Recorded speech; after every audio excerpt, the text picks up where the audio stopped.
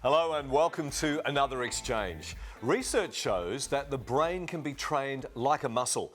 It gets stronger with practice. Scientists have been able to show just how the brain grows and gets stronger when you learn. So how can we be sure to keep our brains active in an ever-expanding world of new technologies and their potentially altering effects on our brains?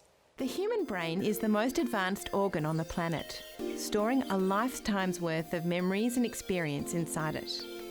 It's able to think logically and be creative. Yet as we become a higher-tech society, we seem to be losing our ability to think for ourselves, instead relying on our technology to answer our questions and solve our problems instantly. So does technology think for us? And how do you keep your brain healthy in a tech-rich culture? Dr Sarah McKay is a neuroscientist who hung up her lab coat to follow her passion of writing and talking about science and medicine.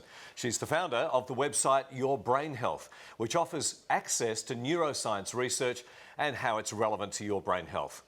Tansel Ali is a three-time Australian memory champion, best-selling author, and the man who memorised 2 phone books in 24 days. Tansel, thanks for joining us. We'll get to that in just a moment, but the first question I have for you, Tansel, is how can you help Christie remember my birth date? Yeah, well, in order to remember numbers, we need to be able to convert the numbers into something we already know. So, for example, a number we can convert to an image. So, if you're born, say, 10th of the 5th, say 1970. You're so kind. Thank you so much. So, a one could look like a pen. Right? A 0 could be possibly a donut. So you can imagine the pen going through the donut. Right? That's the 10. Okay. And you just keep going through the numbers and make up a story. So if you do 1970, for example, you do the 1, which is the pen, and the 9 could look like a tennis racket, possibly. So the pen going in the tennis racket, falling off the edge of a cliff. So 7 look like the edge of a cliff. And then what saves it? Maybe a big donut at the end of it. So making silly stories like that, converting it to images, and it's fun. Okay. And why, now, if you're going to memorise anything, let me ask you, Encyclopedia Britannica, but phone books, what made you decide to do that? Oh, look, I was bored. No, only kidding. I was approached to do the task, and this was a PR company, and they said, look, Tansel, we want you to memorise 2 phone books. We'll give you 30 days to do it. How does that sound? And I almost got back to them saying, no, it's, why would I do something silly like that? And then I calculated it in my head on the possibility, and I thought, well, if it takes me about 30 seconds per ad, then I can possibly do 20,000 digits. And I ended up memorising in 24 days. So, do you remember any of it still?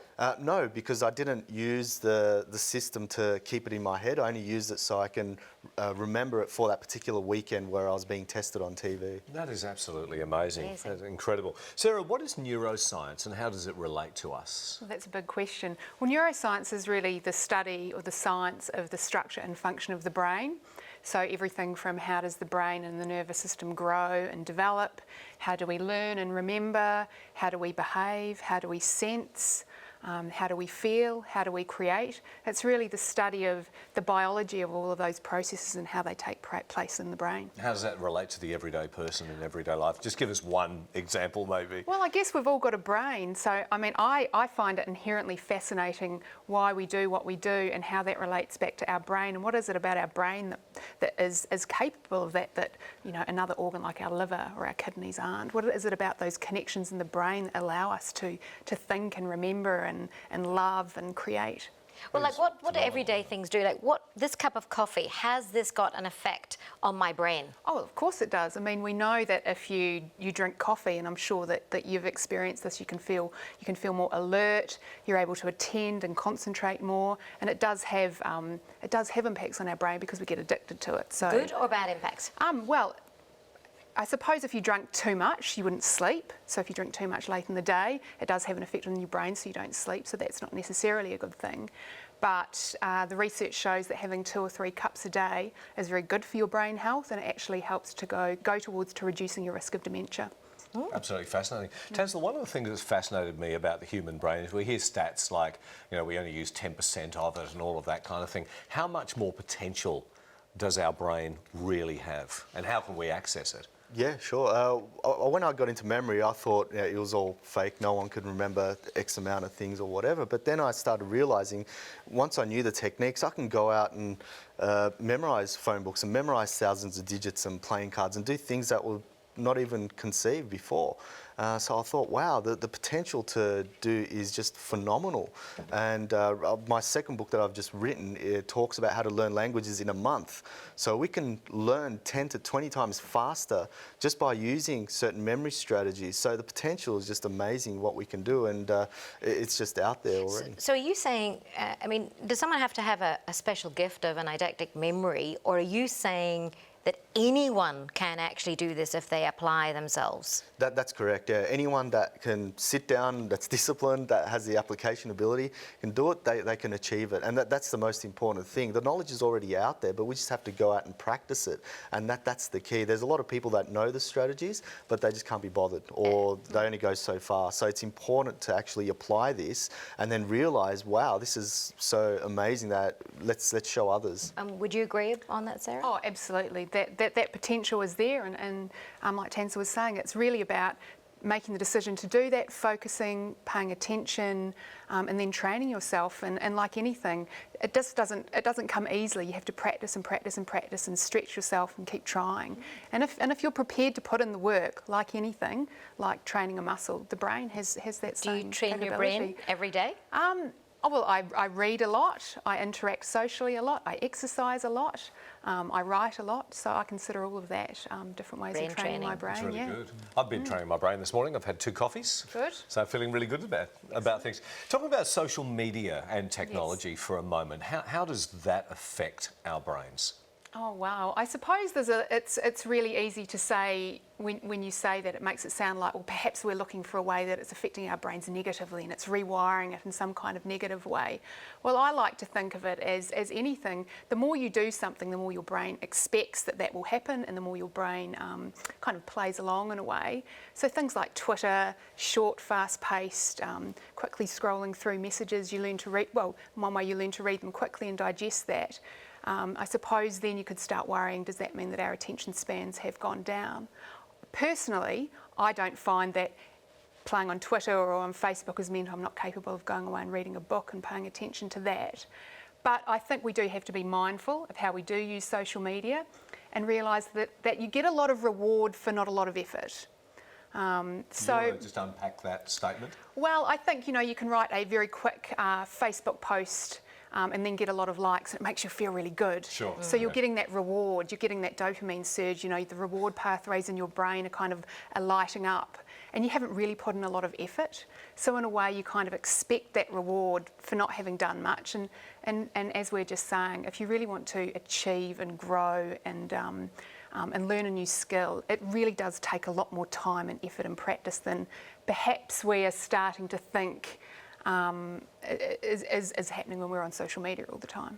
So we just need to have it in its context, I suppose, in its rightful place. Yeah, absolutely, and it does great things. It allows us to connect with people around the world, with family who aren't there, to connect with like-minded people. As long as we're mindful about it and we take breaks and have time out and go and do those old-fashioned things like read a book and go for a run and listen to the radio, perhaps. So talking about overstimulating your brain, what did you actively do while you were memorising all those things?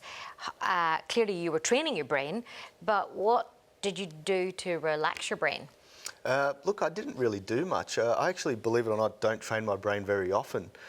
So a lot of people think, wow, memory champion, you must do all these exercises. I actually don't. So I just apply it when I need to. So as Sarah was saying, we need to be able to be mindful of when to train our brains and be mindful of what is happening in our world. So for example, people blame mobile phones for forgetting telephone numbers, but really what they're doing is just outsourcing their brain into the phone and not really caring about remembering the numbers. Whereas what you can do is you can be mindful. Yes, I am putting this number. Maybe I can have a go at trying remembering or doing something that's going to help me. So the onus is on us as people on how to use our brain and not blame it on technology. Very good I'm point. wondering if we get to the point of overload, though. I read a very interesting statistic a while ago that said that there is more in the daily newspaper, more information, than someone in the 17th century would have learned in their entire life.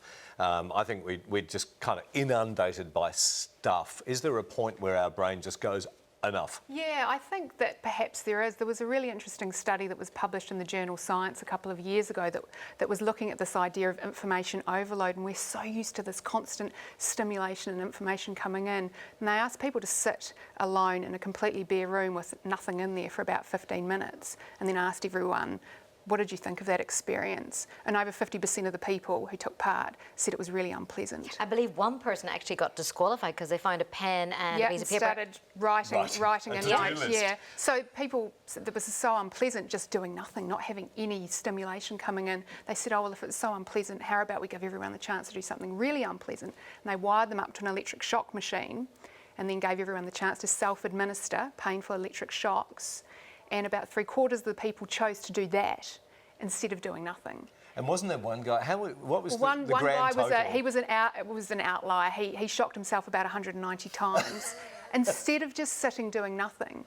And the researchers believe it's because we've just become so used to always having information coming in and bombarding us that we've really forgotten just to take a break and just stop and sometimes just be. So much so we can't even be with our own thoughts. If I might add on Yes, that please as well, do. with the information overload, emails is a classic example. The more we get, the little worlds it creates in our head. So there's some people that check their emails first thing in the morning and whatnot, and it could be something bad, and they think about that, and they get to work and some other emails come up and they think about that. Some could be minor, some could be huge, but what actually happens is that they become distractions to actual work. So if you've got information overload, it's creating all these worlds inside your head, whereas the best thing to do is to actually minimise that and focus on what's necessary.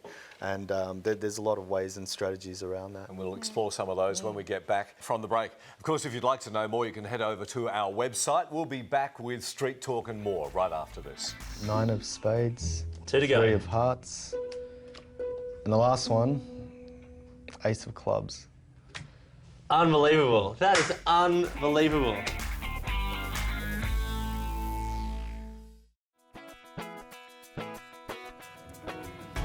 What's your memory like? I actually have quite a good memory at most times. Yeah. I tend to remember all of my numbers, whether it's bank account, licence number, phone numbers, tax file number, ABN. There's a lot of numbers that... You know them off by heart? Most of the time, yeah. Short-term memory is amazing. Long-term memory, couldn't tell you anything. It's like I retain the information for as long as I need it, and then once it's gone, it's just gone. Well, it used to be good, it's not so good now. I think it's about average. I read a lot, I do walking, I volunteer at the local library. Really bad. How so? I'll forget something within like 3 seconds. What's your memory like? Well, so-so at this age now. My memory is excellent, variable and down to average, so it depends on how many cups of coffee I've had, I think. Are you doing anything to keep your brain active? Absolutely. I'm doing dancing, tap dancing. I'm learning French, beginner's French. I do wait a minute, not the now there's the memory, not the crossword. What do you do to keep it active? I talk to a lot of people, ask a lot of people their names, try my hardest to remember, and after a few times we usually try and get it right. I'm the queen of the short course. I'm a milliner and I work in a bike shop, and so what I do is I just do courses with stuff that interests me. I've got outside interests, so I read a lot and I work at the local out with another show called Words on Wheels. I think my brain is active all day anyway by doing everyday stuff. Mentoring young boys, volunteering, I still work. Think a lot. And that helps? I think so, it must. I think for me it's music, so I find music gets me into a good state, good peaceful state and meditative state. Frees up the little neurons and stuff.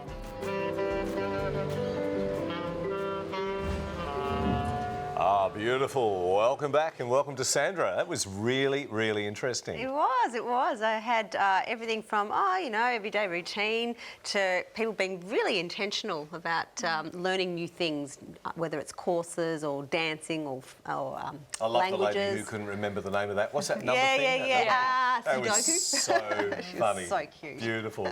Yeah.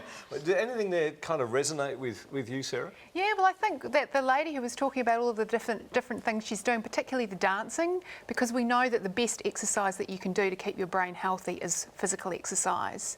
And she's also doing the mental exercise with the Sudoku. So, and the dancing, I assume, also has these social aspects. And we know from research that all of these things are really important to keep your brain healthy and to, ward off that risk of dementia. Yeah. What about you, Tansel? Yeah, a few people said their short-term memory wasn't that great. And I think the reason is that we're not taught at school on how to use our long-term memory, so we don't know the memory techniques. And people often try to cram a lot of information in short-term memory, and short-term memory is not designed for that. It's designed for finding where you park your car or your keys or things like that. It's not designed to store large amounts of information. So a lot of people don't necessarily know how to learn a large amount of information using memory techniques. So that's what I found from it. People just try and use the It's short interesting term. you should say that, but what about experiences? Like this is me personally, if you don't remember experiences from a long time ago, but everyone around you does, what would that be then? So everyone around you remembers the experience. and you kind of go, where was I? All the time.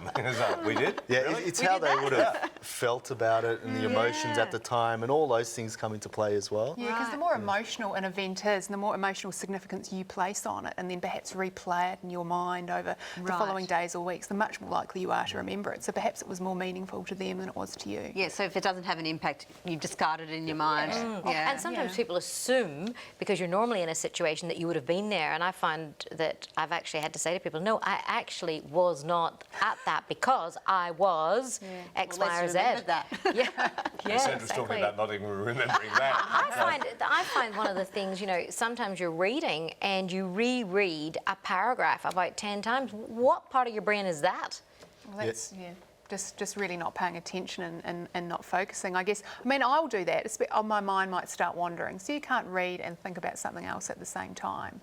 So, or perhaps you're tired, or you've got something else going on, and so you do find it hard to focus and attend on something when there are other things going on. Could it be just that your IQ is not up to it? Like, I was reading this book. No, I'm actually being completely serious. I was reading this wonderful book. Now, hang on, are you talking about my IQ or your IQ? It's my problem. Yeah, no, I'm talking personally now. This is my problem.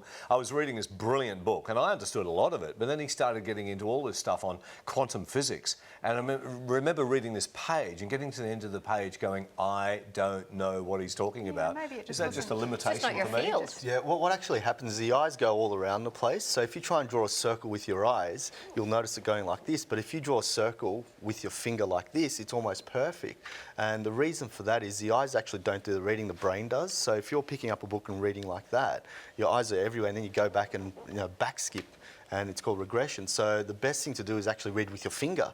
So as soon as you start reading with your finger, it actually guides your eyes and therefore trains your brain to focus on those words that you're reading. And therefore it actually helps you to read a lot faster and over time comprehend a lot more as well. So this is also known as speed reading. So the more you practice that, the more images you'll get out of what you're reading. So your finger or a pen, even. Finger or a pen. Because I do that, and in my day, they wouldn't allow you to track. And I still am a faster reader than Rob, and I do that. I track when nobody's looking. Yeah, you have to be able to do that. And when I teach people speed reading, I say read with your finger and also reading the context of the words. So instead of reading word by word, which we're taught as children, if we're reading groups of words, then that becomes an image in our head. So for example, if I said the dog jumped over the fence, by the time I get to fence, you'll get an image. But if you got all that in one go, in one image, you'll get that in an instant. That's so if you're reading in chunks, then you're reading in context, hence you're reading for better comprehension. So sometimes I'll look at a paragraph and I will actually not read each individual word, but I will see several words, like a photograph, and that gives me the context. And I used to think that was lazy. Yeah, no, what it is, it's speed reading is actually reading every single word, but you're seeing the images develop rather than reading word by word. And you can essentially pick up any book and apply these techniques and read it 2-3 times faster than you normally would with better comprehension.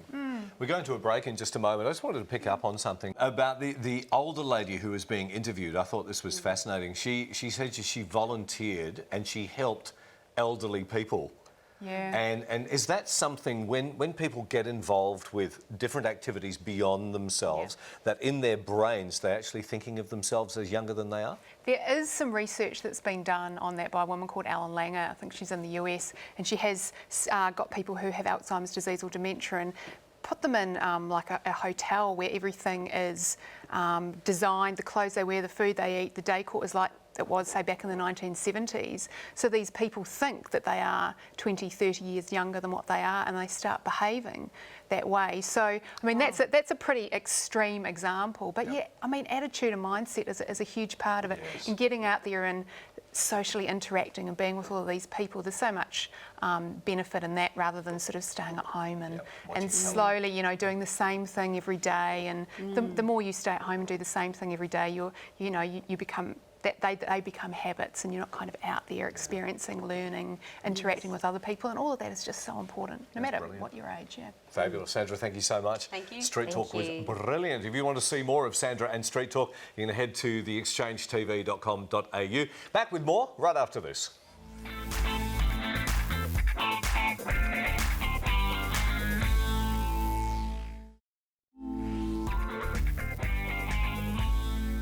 Welcome back. And Tansel, you mentioned just before the break one of the things that you do for like speed reading, particularly following it with your finger or a pen. What are the other things that you can do to improve your brain?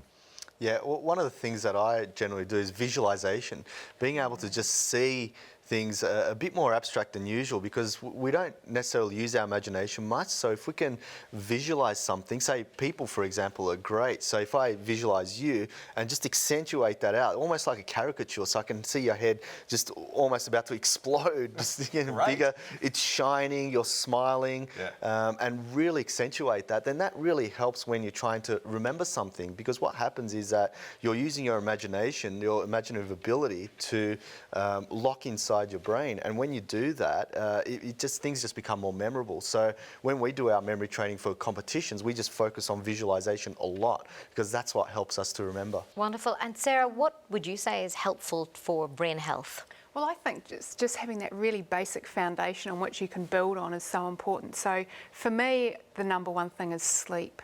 I don't think any of us get enough sleep. 7 or 8 hours a night is so important. Exercise, because as I said, the very best exercise you can do for your brain is physical exercise. Get the blood flow going. It increases a chemical called brain-derived neurotrophic factor, which helps increase the likelihood of neuroplasticity. It increases the number of brain cells in a hippocampus, which are really important for memory formation. Nutrition, eating a good, well-balanced diet, and the strongest evidence for that comes from a Mediterranean-based diet. And the good thing about that is you can have a bit of coffee and you can have a glass of wine, and that makes everyone happy. Social connection, and then reducing stress. So there's lots of different ways we can reduce stress in our lives, whether we use exercise or meditation, or I use afternoon naps. All of these things are really important on which you can then have that good solid foundation, and then you can start looking at doing all of these other things like improving your memory. I actually like that sort of less, it's sort of like emptying for a little while before you start adding things on. Yeah, you really need that foundation, because a stressed brain or a malnourished brain or a brain that's not active or exercised or rested, sleep is so important.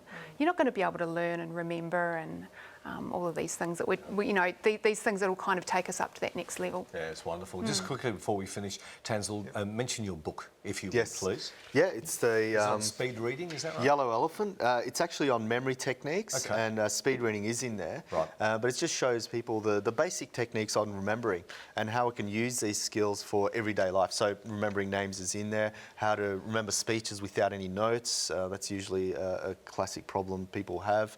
And just things like remembering keys and daily things. So so it's just techniques in there that can really help people.